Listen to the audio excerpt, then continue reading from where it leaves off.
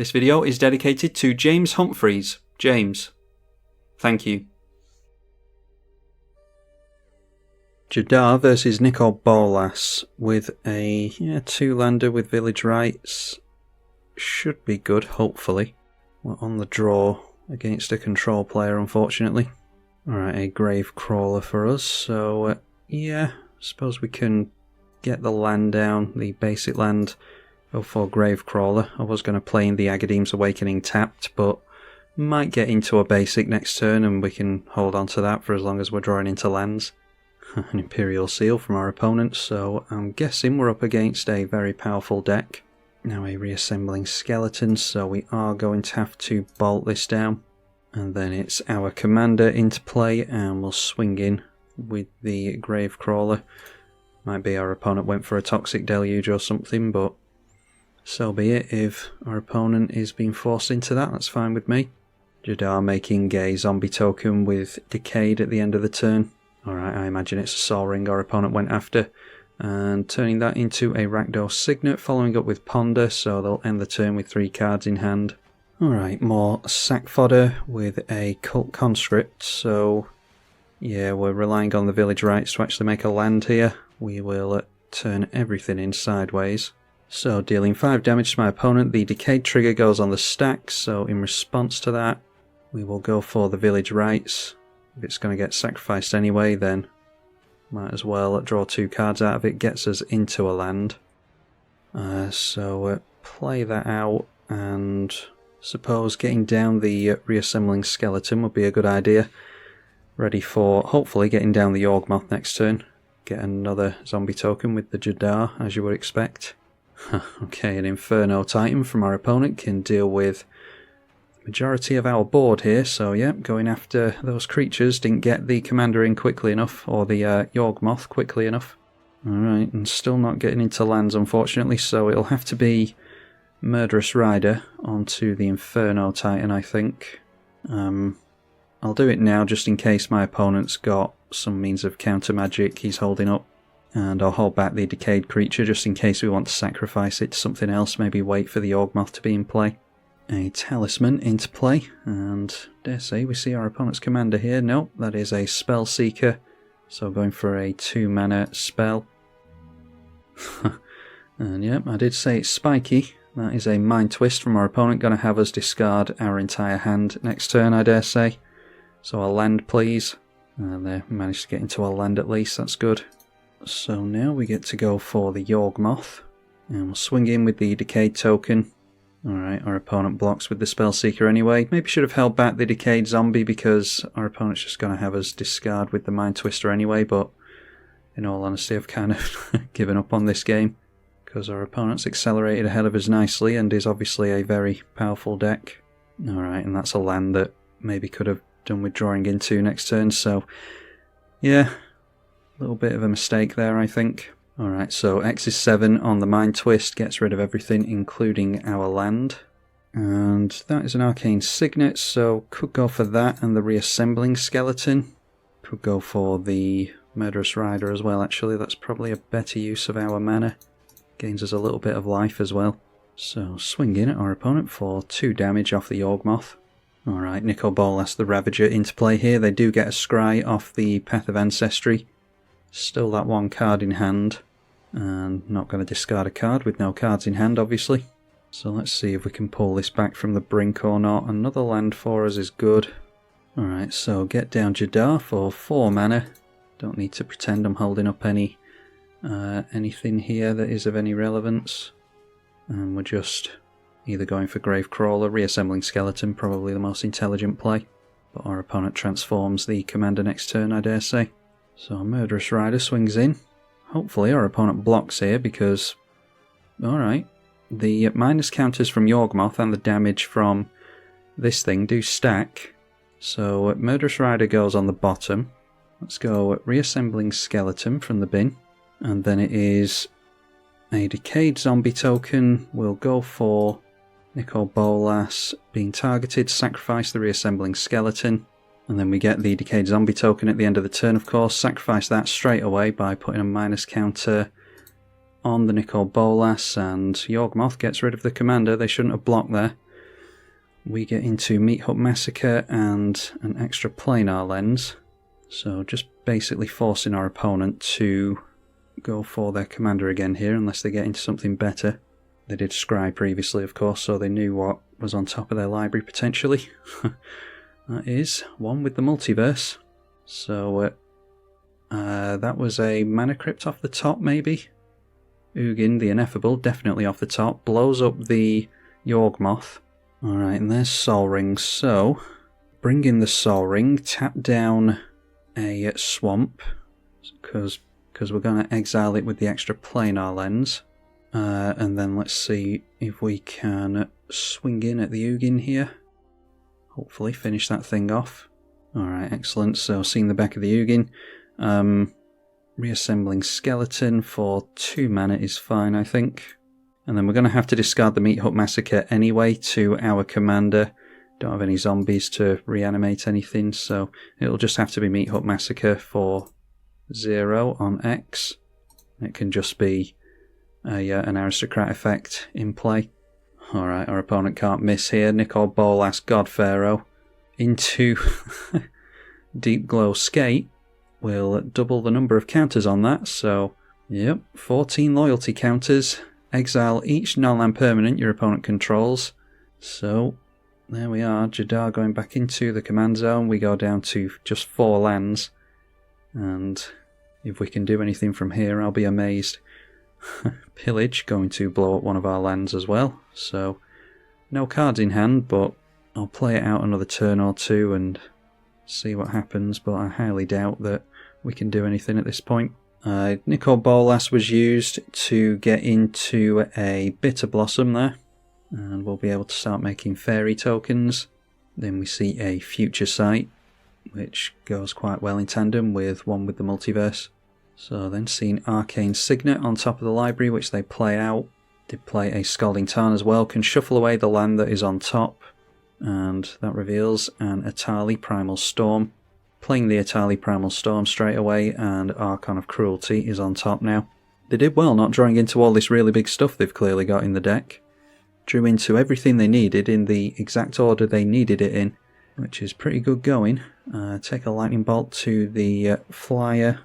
Okay, there's an Undead Ogre, we'll play it out just for the fun of it.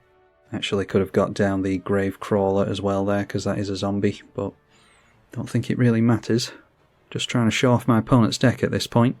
Bitter Blossom triggers and makes a fairy token, reveals a land on top. Playing the land reveals a Rakdos's Return. So they play the Archon of Cruelty, targeting us. We have to sacrifice the Undead Ogre. Could have been the Gravecrawler, of course, to draw us a card. Draw into a land. And then Chrome Mox has entered the reveal zone somehow. Oh, that's our Chrome Mox, okay. So playing our Chrome Mox, getting rid of the Rakdos's Return under that. And then Atali swings in, we'll get a couple of free spells most likely. There's a Dreadhorde General on top of our opponent's library. Ancient Tomb exiled with Atali, and of course we knew the Mana Confluence was going to get exiled, so the Atali actually whiffs there. Our opponent playing out the Lily, and reveals a Sekenzan on top of the library. Makes a zombie with the Planeswalker, and then it's through to the end step. We'll get down the Cult Conscript from our graveyard. Alright, just another land for us, so drop a land, and see if our opponent can deal with us this turn. Damnation on top of the library. Liliana making another zombie. Sekenzan going to make a couple of spirit tokens, and those are 1/1s with haste. So I'm just going to take the damage here. We have to sacrifice the Cult Conscript anyway, and discard the swamp. I'll land on top of our opponent's library, and yeah, that's the type of deck this is. Hey, Yokul Hops, or however the hell you say that. Yeah, I'm hoping that we go down here. Alright, and there we are, we go down quite convincingly to our opponent. Good game to my opponent. Didn't do too much in that one, so we'll see if we can show our deck off in the next game. Jadar versus Animar now, and we've got a turn 1 Jadar there, so yeah, we'll try this. So we get down a swamp obviously, and I think I'll hold on to the Diabolic Intent, so let's get rid of the Zulaport Cutthroat underneath the Chrome Mox here. And then obviously we're in for a turn 1 commander, and pass over to our opponent. Our opponent just holding up a single mana, so not sure if they're going to go for a counter spell here. I think we go Diabolic Intent so that we can go Necropotence next turn, so let's try that here on our Decayed Zombie. Miss out on 2 points of damage on our opponent. And then we will swing in for a point of commander damage before I get down the Viscera Seer. So leaving our opponent with a single island, and we get down the Viscera Seer as a sack outlet. Obviously make another token with the Jadar at the end of the turn. An Arcane Signet fixes our opponent's colours. Alright, and there's a Woe Strider, so we get into another sack outlet. So throw out a Swamp. Let's swing in first of all. Likely going to just get down the Necropotence here, although there's an argument for the Dreadhorde Invasion as well. So at the end of combat we have to sacrifice the zombie. I'll sacrifice to the Viscera Seer instead. We'll get a Scry because we might want to put something on the bottom. Jet Medallion I don't think is going to be too useful for us, so we'll get rid of that and draw into something else with the Necropotence. And we managed to land that, so we'll put 5 life into Necropotence here. Alright, we draw into some lands, including a High Market. There is another Aristocrat piece in Iara, and a Defile, our opponent going for a Mystical Tutor at the end of the turn. It's a Hull Breach our opponent's gone after, so maybe should have held on to the Mana Rock. We'll force them to point some removal at the Necropotence, and might have to put some life into that. We're holding them off the Animar here if they go for the Hull Breach, most likely. Alright, so they do go for Hull Breach after our Rock and the Necropotence, so let's put some more life into this thing, give us some card advantage by the end of next turn. Just going to go down to 30 here. We'll only draw those cards at the beginning or at the end of our next turn. It's not worthy. Our opponent has decided to leave up double blue, but they didn't have much choice when they decided to go for the Hull Breach, so that won't necessarily mean anything. Okay, just another land for us. So let's finally get down this Dreadhorde Invasion, I think. Start making more zombies, and then we can hold up the Defile. Won't work on the Animar because it is pro black and white for some reason, which never really understood why they felt as though Animar needed that, but it does make a hell of a difference. Obviously against mono black decks especially. Alright, so at the end of the turn, or at the end of combat again, we will sacrifice the zombie and get a Scry. Alright, and very happy to get a Swamp off the top of the library. We're drawing 5 at the end of this turn, don't forget. Alright, we see a Bitter Blossom, some double mana from the Cryptghast, a Reckoner's Bargain. We could play at instant speed, and a Reassembling Skeleton I don't mind discarding here. So I wouldn't have thought we'd be making use of the Defile on this next turn, so we probably go for the Reassembling Skeleton at the end of our opponent's turn. They have more blue mana, unfortunately. We can't get rid of the Arcane Signet in this deck, I wouldn't have thought, so there is the Animar. Okay, so we'll get the Reassembling Skeleton into play, and then lose a life for the first time to the Dreadhorde Invasion, and that will make us a zombie army token. We get into another land anyway, so... oh crap, the Magic Online just decided to throw the graveyard in the way there. I was trying to click on the Ancient Tomb and then it shoved my whole hand to the right. Just yet another example of Magic Online's UI being awful. I was trying to get down the Cryptghast there, but yeah, then we could have gone for Bitter Blossom and Reckoner's Bargain. Oh well, we'll get down the Cryptghast anyway. And I suppose we get down the Bitter Blossom. Cannot pay for the extort cost on that. I wouldn't have done anyway. Like I said, I wanted to hold up the Reckoner's Bargain there. And hopefully with all these tokens coming into play, we'll be able to make use of the Iara. Our opponent might be able to get down a creature at flash speed, but yeah, we'll swing in with the... actually, there's not much point swinging in with that, is there, because it's got pro black, so they can just chump block it. And now we'll see how much damage the Animar player can do. See if he can combo off or something here. It's a Sword of Fire and Ice, so yeah, I mean, they can just barrel straight through with that and shock something. They will be able to afford to equip it here. So we're going to take our first 3 points of commander damage from the Animar. And yeah, they correctly, I think, decide to go for the Cryptghast. So not making use of the additional mana for too long there. Should have sacrificed that with the Viscera Seer. Too busy yapping away. At least the Animar is tapped here, so we'll be able to get down a little bit of damage. A plus counter on the zombie army token, and we'll get down our first fairy. Alright, and there's a Toxic Deluge for when we are desperate. So we definitely want the Iara in play here, I think. And that does trigger on its self-entering, so we'll drain our opponent for 1. Take them down to 30. And then I think we just get down the Bloodstained Mire. Again, probably holding up the Reckoner's Bargain. Yeah, do it on my opponent's turn is fine, I think. Yeah, we can do it on this turn, end up not wasting the Decayed Zombie that way, so swing in with everything. And we'll pull a land out of our library before we draw. Slightly less chance of getting into more swamps that way. And it's Reckoner's Bargain, sacrificing the Decayed Zombie, of course, because that's about to be replaced at the end of the turn. Alright, a Skull Clamp with the Reassembling Skeleton and Bitter Blossom's really good. Demolition Field, not as useful now that they've got their colours fixed. Obviously they'll be able to get a red into play with that. Drain our opponent again with the Iara when the Decayed Zombie comes into play. A Soul Ring for our opponent, 4 cards in hand, plenty of mana this turn. And they are going to draw another card thanks to that sword. There's a Rashmi, Eternity's Crafter, which we can kill off with the Defile. Obviously they're not going to be able to cast a first spell this turn, it'll be the next turn cycle we have to worry about Rashmi. Looks like our opponent might be tapping out though, which is good. Oh, a Tribute Mage. So going after another equipment perhaps, maybe Umezawa's Jitte or maybe some kind of combo piece. Like the Isokron's Scepter or something like that. Not sure how strong a deck this is. I mean, wouldn't normally see Rashmi in Sword of Fire and Ice, I don't think, so might be a more casual build of Animar. Okay, it's the Reality Chip our opponent has gone for, so maybe looking at the top cards of the library is something our opponent's quite keen to do. Instead going for a Sylvan Library. Speaking of looking at the top cards of the library. So Animar is now a 5/5 and no doubt he's going to swing in towards us. Sword of Fire and Ice pointed at our commander this time, which isn't the worst, so I will definitely go for the Viscera Seer this time. I think they should probably go for our sack outlet, to be honest.